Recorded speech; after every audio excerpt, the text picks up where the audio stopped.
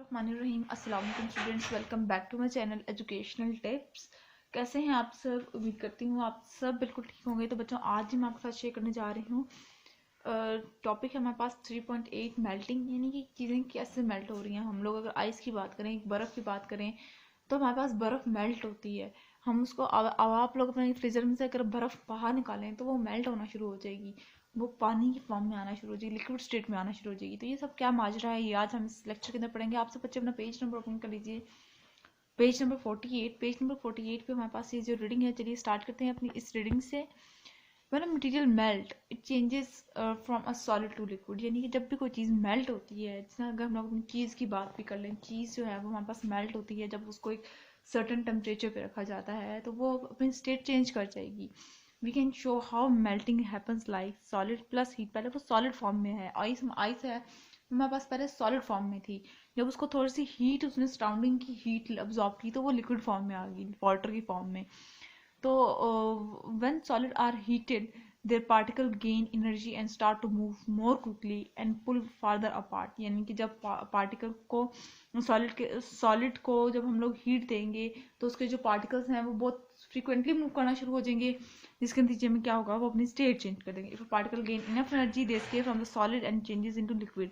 यानी कि अगर पार्टिकल सॉलिड के पार्टिकल्स को इतनी हीट दे दी जाए कि वो इतनी उनके अंदर एनर्जी आ जाए कि वो अपनी स्टेट चेंज कर सकें, तो वो उसमें सॉलिड से लिक्विड के अंदर चेंज हो जाते हैं। उसके बाद फिर आ जाते हैं the temperature at which solid melts is called melting point. और इस टेम्परेचर को, जिस टेम्परेचर के ऊपर सॉलिड ने अपनी स्टेट चेंज कर दी, या ऐसा टेम्परेचर जिसके ऊपर उसने सॉलिड टू लिक्विड फॉर्म में आ गया, तो वो क्या है हमारे पास, वो क्या है, वो हमारे पास उसका मेल्टिंग पॉइंट है। Different solids have different melting point. हर सॉलिड का अलग अलग मेल्टिंग पॉइंट होता है। जैसे एज द सॉलिड, ये एग्जांपल दी हुई है, as solid ice melts it changes into liquid. Solid ice जब मेल्ट होती है तो वो लिक्विड में चेंज हो जाएगी। The filament in this bulb, a light bulb, is made of tungsten. Tungsten is a very hard metal.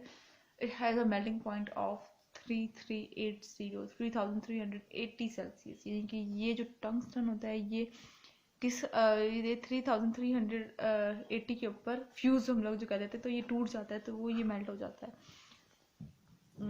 Metals melt at very high temperature. यानी कि अगर हम लोग कोई भी मेटल की बात करें, किसी भी धात ईंधन की बात करें, कोई भी बात करें, तो वो काफ़ी हाई टेम्परेचर के ऊपर उनकी मेल्टिंग होती है। उसके बाद नेक्स्ट पेज पे आ जाइए, एक्टिविटी 3.8 है हमारे पास, investigation the melting point of ice. Ice के अगर हम लोग मेल्टिंग पॉइंट के बारे में इधर बात करेंगे, put the ice in a beaker. आप एक आइस को बीकर के अंदर रखें। Measure the temperature of the ice every 2 minute. Her 2 minute के बाद आइस का टेम्परेचर मेजर करेंगे। क्वेश्चंस के ऊपर आ जाते हैं। What pattern can you see in the result. आप किस तरह का पैटर्न देखेंगे, तो ये इसका आंसर है, as the ice melt in the beaker you may notice a pattern of the temperature gradually increasing over. यानी कि आहिस्ता आहिस्ता करके टेम्परेचर उसका बढ़ना शुरू हो जाएगा। What sort of chart you will draw. इस तरह का चार्ट मैं ड्रॉ करूंगी। देखिए, 1 मिनट के अंदर 10 सेल्सियस उसने टेम्परेचर राइज किया, फिर 20, फिर 30, फिर 40, इस तरह से टेम्परेचर इंक्रीज होता गया, वो मेल्ट होता चली गई ice. At what temperature did the ice melts? The ice melts at temperature above 0 Celsius. above 0 Celsius 32 Fahrenheit की अगर बात करें, वो 32 होगा, और 0 सेल्सियस से एक भी ऊपर हुआ है, 1 सेल्सियस भी होगा, तो आइस starts melting.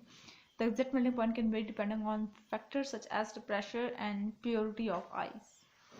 उसके बाद फिर आ जाते हैं part B, will water always melt at this temperature, how can you find out. क्या हमेशा वाटर इसी टेम्परेचर में मेल्ट होगा? Water does not always melt at the same temperature, it can vary based on different factors.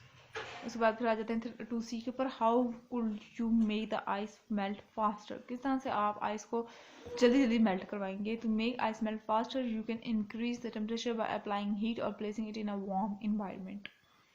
ठीक हो गया। उसके बाद फिर आ जाते हैं क्वेश्चन नंबर 3A के अंदर, predict what the temperature of the ice, what the temperature of the melted ice will be 20 minutes after it has been melting. Explain your prediction. If the ice is melting in a room temperature environment, the melted ice will probably to close to the room temperature after 20 minutes. ठीक है। उसके बाद फिर आ जाते हैं 3B के अंदर, test your production whether it is correct. आप अपनी वो जो आपने जो आइस मेल्ट की होगी उसको आप रख दें 20 मिनट के लिए, तो आप उसको ऑब्जर्व कर सकते हैं कि उसका टेम्परेचर क्या है। उसके बाद फिर आ जाते हैं question number 4। The melting point of the ice is 0 Celsius, this is same temperature as the freezing point of water. Why do you think so is so, कि मतलब कि 0 सेल्सियस पे तो आइस मेल्ट आइस बनना शुरू हो जाती है, तो ये 0 डिग्री सेल्सियस पर ही क्यों मेल्ट होना शुरू हो जाती है? This is because at 0 degree Celsius the energy supply to the ice is enough to break the bond between the water molecule and transition it from a solid to a liquid state. Similarly, when the water reaches 0 degree Celsius, the energy is released and the water molecule form to become a solid.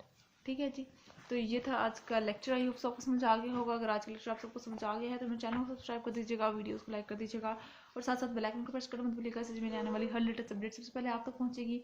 मिलती हूँ किसी और video में, दुआ में याद रखिएगा, अपना ख्याल रखिएगा। अल्लाह हाफिज़।